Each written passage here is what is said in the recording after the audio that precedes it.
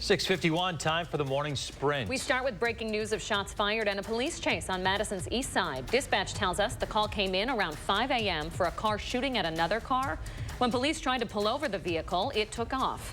Officers were able to disable the car after a chase. The 5 people inside taking off on foot. 4 are now in custody. Stay with News 3 now as we learn more about this breaking story.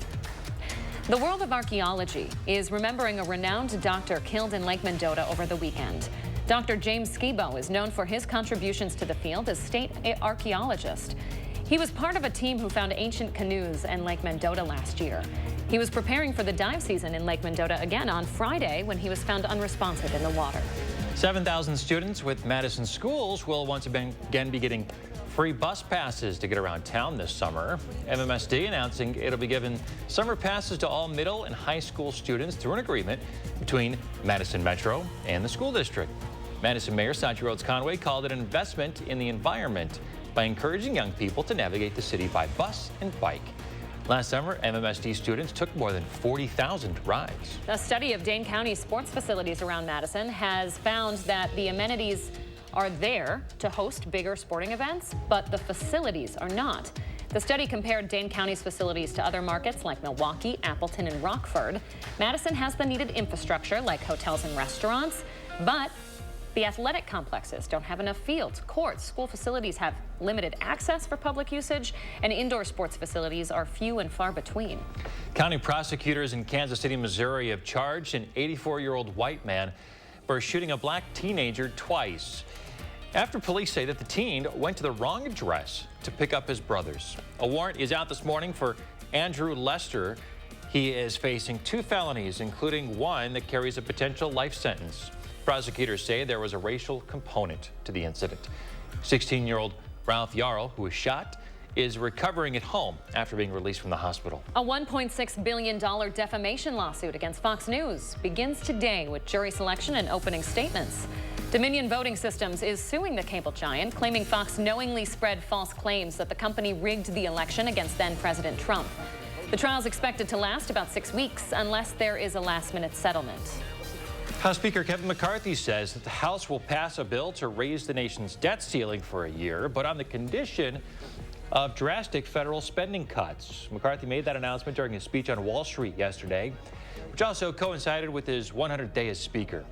The White House said McCarthy's speech is not a plan and again called for the nation's spending limit to be raised promptly with no conditions. Today is Holocaust Remembrance Day. It's been 78 years since the Holocaust ended. More than 6 million people were killed. The day is honored annually in Israel. People across the country will stop and stand silently as sirens ring out in memorial.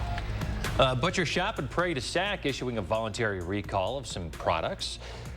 Prem Meats says the affected products are their bacon-wrapped pork loin, bacon-wrapped tenderloin, and their pork squealers.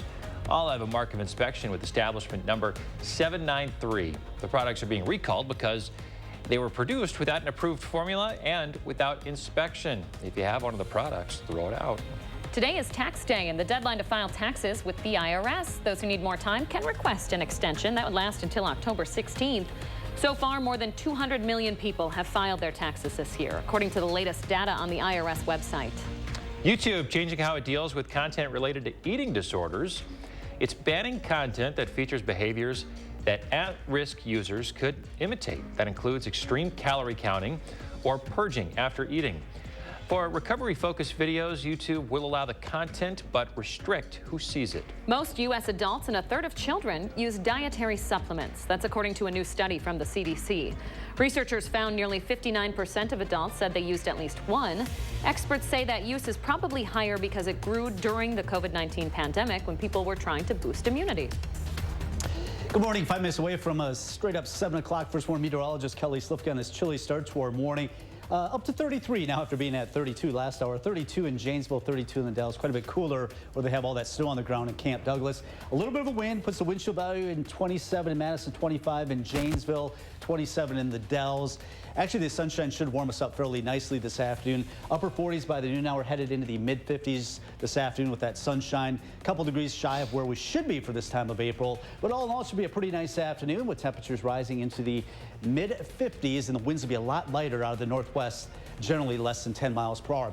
First warm forecast, looking at the sun today. Then we've got the clouds tomorrow and that chance of showers and thunderstorms primarily tomorrow morning.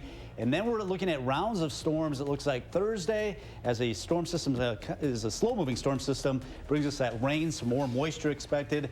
Temperatures, though, really tumble this weekend behind this storm system and can't even rule out a little bit of rain and snow as we go into Saturday morning. Highs this weekend in the 40s, 60s, though, next week. Active weather pattern. Kelly, thank you. You're welcome. Thanks for watching, folks. We'll be back in a half an hour with the news and weather update.